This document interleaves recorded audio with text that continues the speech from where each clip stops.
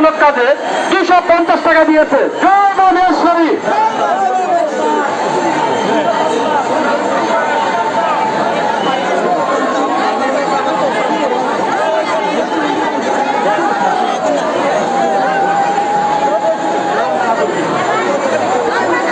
মায়ের চরণ ভক্ত মায়ের উন্নয়নমূলক কাজের জন্য 350 টাকা দিয়েছে। মা ওনার মঙ্গল কামনা করেন। জয় মহেশ্বরী।